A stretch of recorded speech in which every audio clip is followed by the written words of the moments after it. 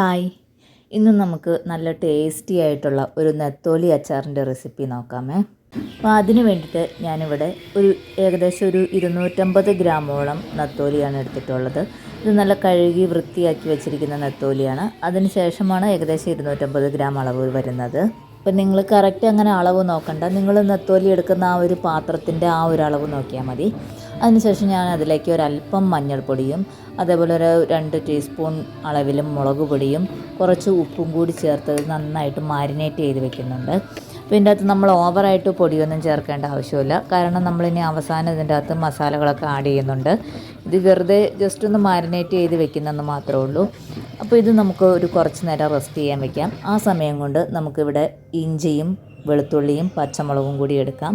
അപ്പോൾ ഇഞ്ചി ഇങ്ങനെ ചെറുതായിട്ട് നീളത്തിൽ കട്ട് ചെയ്താണ് ഞാൻ എടുത്തിട്ടുള്ളത്. നിങ്ങൾ എടുക്കുന്ന നെത്തോലിയുടെ അളവിന് ഒരു 1/4 ഭാഗത്തിൽ താഴെയാണ് ഇതെല്ലാം കൂടി വന്നാൽ മതിയേ, ആ ഒരു അളവിന് എടുത്താൽ മതി. അപ്പോൾ നമ്മൾ ഇതെല്ലാം എടുത്തിട്ടുണ്ട്.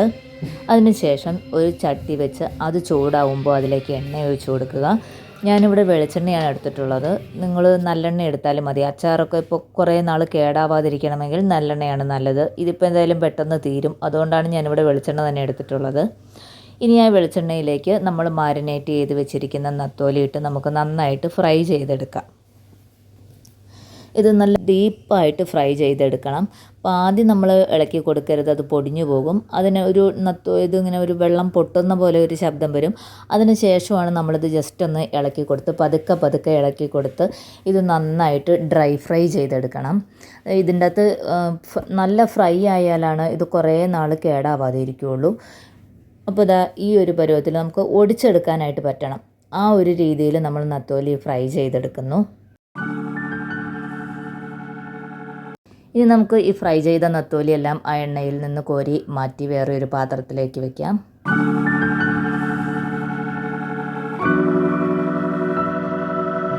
ഇനി ഇതേപോലെ ബാക്കിയിരിക്കുന്ന നെത്തോലിയും കൂടി ഫ്രൈ ചെയ്തെടുക്കാം.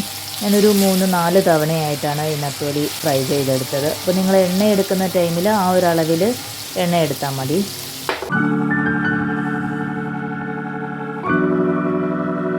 ബാക്കിയുള്ള നെത്തോലിയും കൂടി ഞാൻ അതേപോലെ ഫ്രൈ ചെയ്തെടുത്തിട്ടുണ്ട്. അതിനുശേഷം അതേ എണ്ണയിലേക്ക് ഞാൻ അരിഞ്ഞു വെച്ചിരിക്കുന്ന ഇഞ്ചിയാണ് ചേർത്ത് കൊടുത്തിരിക്കുന്നത്. ഇഞ്ചി ആദ്യം ചേർക്കുന്നത്, എനിക്ക് പച്ചയ്ക്ക് ഇഞ്ചി കടിക്കുന്ന ആ ഒരു ടേസ്റ്റ് ഇഷ്ടമല്ലാത്തത് കൊണ്ട് ഇഞ്ചി നന്നായിട്ട് ഫ്രൈ ചെയ്യുന്ന ആ ഒരു പരുവം വരെ ഞാൻ ഇതിൻ്റെ അകത്ത് ഇടുവേ. അപ്പോൾ അതുകൊണ്ട് ഇഞ്ചി ഏകദേശം ഒരു 1/4 വേവാകുന്നത് വരെ ഈ എണ്ണയ്ക്കകത്ത് ഞാൻ ആദ്യം ഇട്ട് ഫ്രൈ ചെയ്തെടുക്കും. അതിനുശേഷം കണ്ടോ, ഈ ഒരു പരുവത്തിലേക്ക് ഒരു 1/4 ഭാഗത്തോളം ഇഞ്ചി വെന്ത് വന്നിട്ടുണ്ട്, അതായത് ഫ്രൈ ആകുന്ന ആ ഒരു പരുവത്തിലേക്കായിട്ടുണ്ട്. ഇനിയാണ് നമ്മളതിലേക്ക് വെളുത്തുള്ളി ഇട്ട് കൊടുക്കുന്നത്.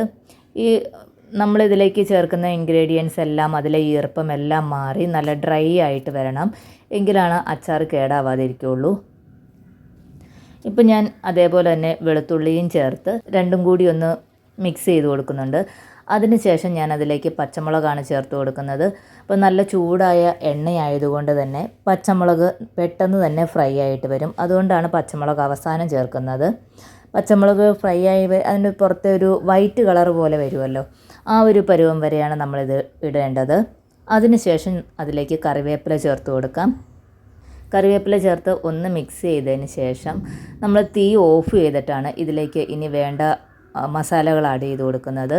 ചുവട് കട്ടിയില്ലാത്ത പാത്രമാണെങ്കിൽ ലോ ഫ്ലെയിമിൽ വെച്ചാൽ മതി. ചുവട് കട്ടിയുള്ള പാത്രമാണെങ്കിൽ നമ്മൾ തീ ഓഫ് ചെയ്തിട്ട് മസാലകൾ ചേർത്ത് കൊടുക്കാം. അപ്പോൾ ഞാനിതിലേക്ക് 1 ടീസ്പൂൺ അളവിൽ മഞ്ഞൾപ്പൊടി ചേർത്ത് കൊടുക്കുന്നുണ്ട്.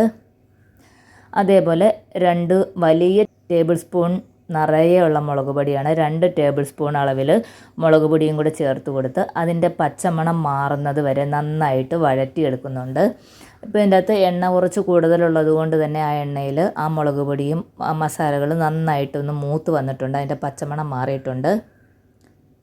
ഇനിയാണ് ഞാനിതിലേക്ക് പുളിക്ക് വേണ്ടിയിട്ട് കുടംപുളി വെള്ളത്തിലിട്ട് വെച്ചിരിക്കുന്നതാണ് ചേർത്ത് കൊടുക്കുന്നത്. ഞാൻ ഈ അച്ചാറിൽ വിനാഗിരി ഉപയോഗിക്കാറില്ല. അപ്പോൾ ഇതിൽ പുളിക്ക് വേണ്ടിയിട്ട് ഞാൻ ഈ കുടംപുളിയാണ് ചേർത്ത് കൊടുക്കുന്നത്. ഇനി ഈ കുടംപുളി ചേർത്ത് ആ വെള്ളവും കൂടി ചേർത്ത് നമുക്കിത് നന്നായിട്ടൊന്ന് തിളച്ച് വരുന്ന സമയത്ത് അതിലേക്ക് 1 ടീസ്പൂൺ ഉലുവ പൊടിച്ചതും 1 ടീസ്പൂൺ അളവിൽ കായം പൊടിച്ചതും കൂടി ചേർത്ത് കൊടുക്കാം. എന്നിട്ട് ഇത് നന്നായി ഒന്ന് മിക്സ് ചെയ്ത് കൊടുക്കാം. നല്ല തിളച്ച് വരണം. ഇനി നമ്മളിതിലേക്ക് ഈ അരപ്പിന് ആവശ്യമായിട്ടുള്ള ഉപ്പ് ചേർത്ത് കൊടുക്കുന്നു. നമ്മളാദ്യം മീൻ ഫ്രൈ ചെയ്തെടുത്തപ്പോൾ കുറച്ച് ഉപ്പ് ചേർത്തിട്ടുണ്ട്. അപ്പോൾ ഇപ്പം നമുക്ക് ഈ മസാലയ്ക്ക് വേണ്ട ഉപ്പാണ് നമ്മൾ ചേർത്ത് കൊടുക്കുന്നത്. ഒരല്പം കൂടി ഉപ്പ് കൂടുതലിട്ടാലും കുഴപ്പമില്ല. കുടംപുളി ആയതുകൊണ്ട് തന്നെ അതിൻ്റെ പുളി ഇറങ്ങുമ്പോൾ ഉപ്പ് കുറച്ചുകൂടി വേണ്ടി വരും. അപ്പോൾ അത് കണക്ക് കൂട്ടിയുള്ള ഒരു ഉപ്പിട്ട് കൊടുക്കാം. അതിനുശേഷം ഈ അരപ്പിലേക്ക് നമ്മൾ ഫ്രൈ ചെയ്ത് വെച്ചിരിക്കുന്ന നത്തോലി ഇട്ട് നന്നായിട്ട് മിക്സ് ചെയ്തെടുക്കാം.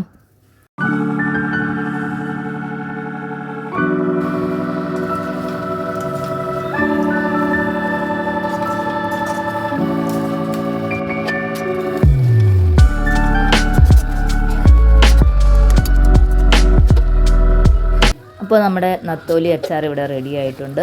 ഇത് നന്നായിട്ട് നമ്മൾ മിക്സ് ചെയ്തതിന് ശേഷം തീ ഓഫ് ചെയ്യാതെയാണ് മിക്സ് ചെയ്യുന്നത്. അത് നന്നായിട്ടൊന്ന് തിളച്ച് അതിൻ്റെ എണ്ണയൊന്ന് തെളിഞ്ഞ് വന്നിട്ടുണ്ട്. കണ്ടോ, ഈ ഒരു പരുവത്തിലാണ് നമ്മളിത് ഇറക്കേണ്ടത്. ഇനി ഇതിരിക്കുമ്പോൾ ഇത് കുറച്ചും കൂടി ഡ്രൈ ആവുമേ. അപ്പോൾ എല്ലാവരും ഇതൊന്ന് ട്രൈ ചെയ്ത് നോക്കണേ.